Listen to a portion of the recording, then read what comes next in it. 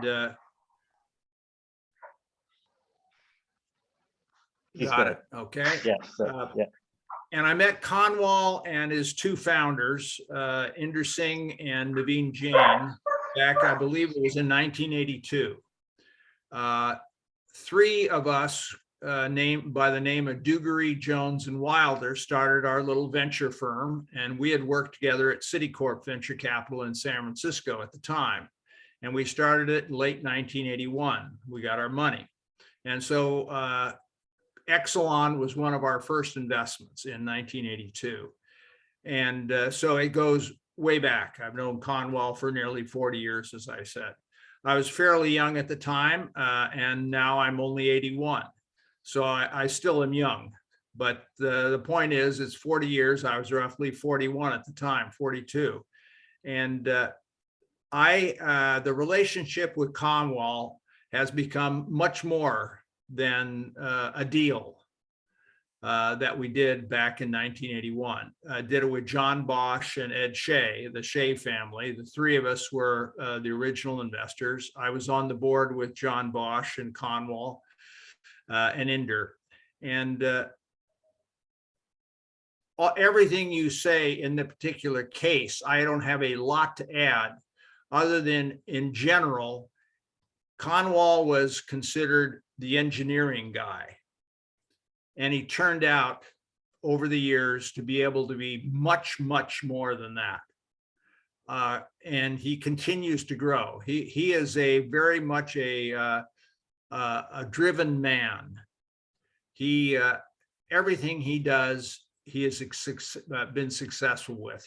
He's just the kind of guy, as a modest venture capitalist like me, would love to invest in continuously.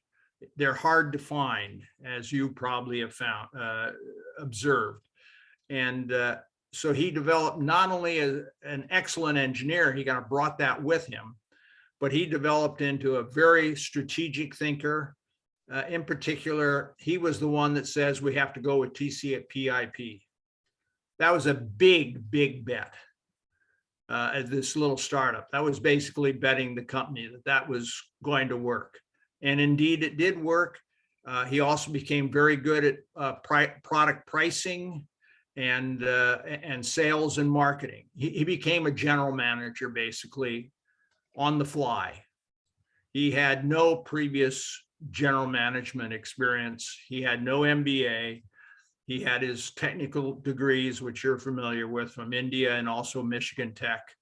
And he had lots of technical experience. But I have to tell you, Exelon wouldn't have succeeded if it wasn't for Kanwal's brilliance. Now so you've seen the transition. We took it public. We sold it to Novell. I kept in touch with Kanwal. We've been co-investing from the 90s since, and it's evolved now that my son and he started their own venture capital firm, Inventus Capital, about 15 years ago. My son had been working for Bank of America Venture Capital and previously with Silicon Graphics. And so he was looking to do something entrepreneurial, and Kanwal wanted to do it in a more formal way rather than kind of an informal way with guys like me and other friends. And so they got together, wrote up a plan, raised some dough, and have been quite successful. And that business continues to evolve, and they're doing very well. And so I'm an investor in that firm. I'm an investor in, and that's the only venture firm I'm involved with. I am not active. I've been retired for 20 years. We built the home here as part of it. I was very fortunate. Not only did we do well in our venture partnerships, which we wound up at the end of the 97, but prior thereto, I was investing with my partner, Henry Wilder, and Kanwal and a number of other people in venture startups in the 90s on a personal basis. And we caught the dot-com bubble, and I was able to sell enough to not leave it all behind when it went bust. And so I continue to be an investor with them, and we talk regularly. I talk obviously with my son even more frequently, and they're doing very well. So that kind of gives you the history of Kanwal and myself. Briefly on an educational background, I did go to Cal as an undergraduate. I have a degree in math from Cal, and then I went on to Stanford Business School immediately and got my MBA there. I was married, had a child just before I got my MBA, and then joined Price Waterhouse back in the days in the 1964. Was there for 5 years, then went to a startup as a CFO, and that company was called Diablo Systems, which was sold to Xerox for a nice sum of money about 3 years later. I then took a year off, then joined Citicorp Venture Capital, learned the venture capital business for 7 years, and then started with two other fellows that worked for me at Citicorp Venture Capital out of San Francisco. And so you kind of, that is my background. So what else can I tell you other than I think the world of Kanwal Recce? So in 1981, Kanwal had mentioned the notion of investing into a CEO or founders. There were no Indians that were known to be leaders, that were known to be general managers. And so you took a bet on Kanwal because there was no precedent. So that was actually a bet. Well, let me tell you even more. I don't know if even Kanwal knows that. There was prejudice against Indians. I can remember talking with a fellow that was in the human resources. I call him a headhunter, executive placement. About 6 months after I did the deal with Kanwal and his team, and he says, "You invested in an Indian? I wouldn't trust them from here to there." I was totally shocked, to tell the truth, because I knew the guy pretty well. I had no inclination that he had that bias. And I assume as a result, that was not unusual. I found, I don't care what the background of the person is, rich, poor, black, white, or otherwise, doing a venture is very hard. I've had guys from the East Coast when I started with Citicorp, and they were the banking side, and they say, well, I said, you find a couple of engineers that are smart and motivated and hungry, and you give them some money and you see how they do. And if they do well, you give them a little more money and so forth. They said, you cannot do that. But that's basically what venture capital is. It's taking a chance on people and giving them a chance. And I have found over the year, you have more failures than successes in this business, but the winners are so large, they overwhelm the losers. And so I was one of the early guys that backed Kanwal, as you're right, but Ed Shea and John Bosch did as well. But that's the way it was back in the 80s.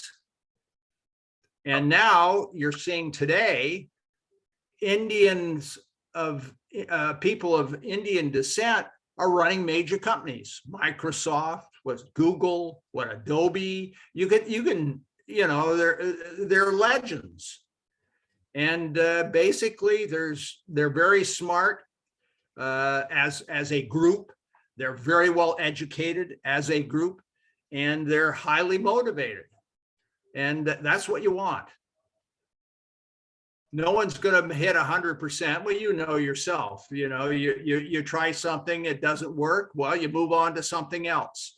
And I love it as a business. I'm too old to keep up the pace, tell the truth. And it's a young man's business, like a lot of business. That's my biggest worry about Kanwal today, is his health and his ability. He's highly motivated. Don't misunderstand me, but he's about 5 years younger than I am. He's not a kid anymore.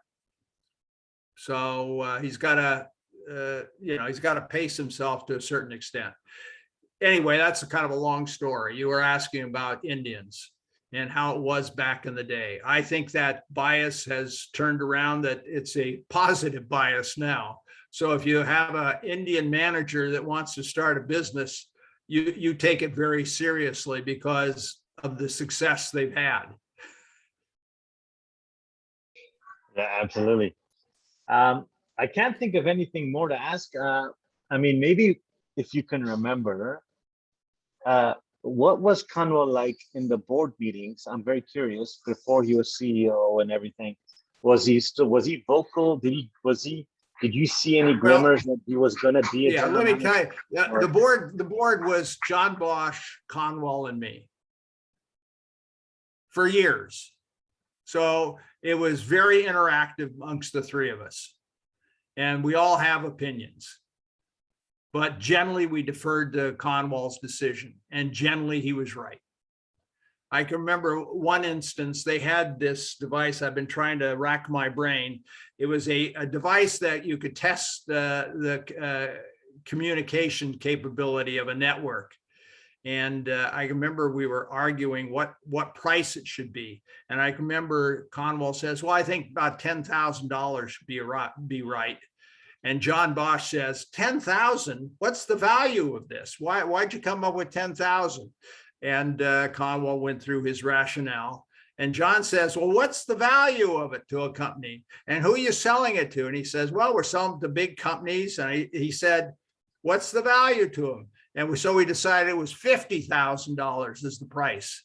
And we sold as many as we wanted at 50,000, not 10,000.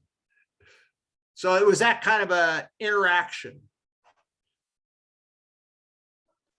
Nice. So that's part of being in the venture business. You can have an impact, but you generally defer to the operating manager because he's the closest to it, and he's the guy you're betting on. Yeah. Have you had a chance to? I've lost track of John Bosch.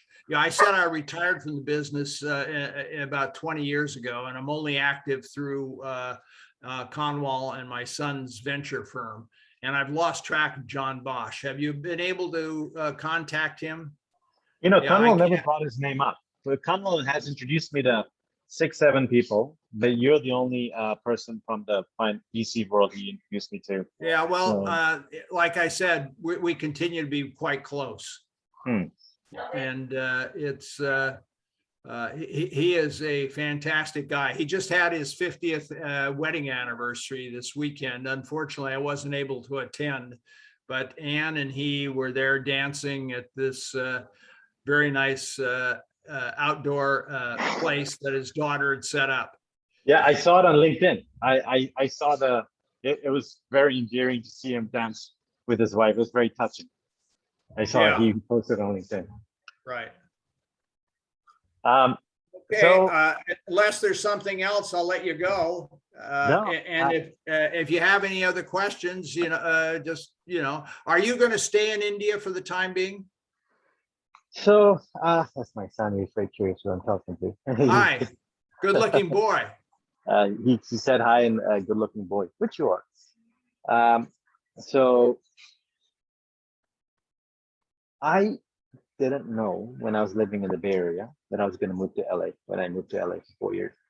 I've been in LA for the last 4 years. I thought LA, like, who's going to live in LA? When I was living in Seattle, I was like, who's going to move to the Bay Area? When I was living in Vancouver, I was like, who's going to go to Delhi? When I was living in Delhi, who's going to live in Mumbai? So, I always make these things up and say this is it. But, I think this is home. I say this is home. I want this to be, but I will tell you this. I envision a life for myself one day where I want to have 2 feet, one in Mumbai, one in the Valley or California, or kind of for the reasons of like entrepreneurial reasons. I think one thing India is missing is there's a lot of folks like Kanwal that have grown up in the Valley. Their ties to India is kind of like a very arm's length investment, but operationally, India is missing their expertise. For whatever reason, maybe they don't want to move. It's a hard move to India. It sucks. I made the move only because I'm crazy. And so I want to, and what I'm finding with my relationships that I'm building here is, I'm not special, but when I open my mouth here, they listen. Why? Because I'm bringing this experience and I'm saying it in my words and I'm telling them how to do things in a way that Indian people don't know, even though they work for US companies, but they don't have that experience in California. And so I wanna keep fresh for India's sake by being in California and keep on bringing that and bringing that energy to India. So Yeah, that's kind of like I think that's a worthy effort. There's no question about it. I'm just, the Inventus venture capital firm that Kanwal and my son are involved with, they're doing a lot of SaaS deals. And generally they're an India connection. Many times the engineering is done right there in Mumbai or that area. Yeah. And the products are being sold worldwide, but primarily in the US. That's exactly what I they're want to getting do. financing from venture companies in the US to a large measure because it's a tremendous source of capital.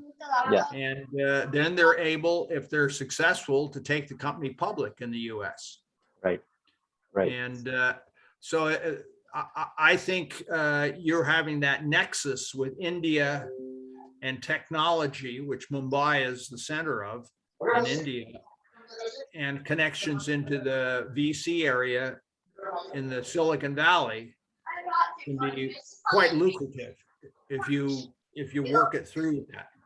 Yeah. You could, for example, you could become an intermediary, and you could take for success, you could take some stock, or you could take some cash.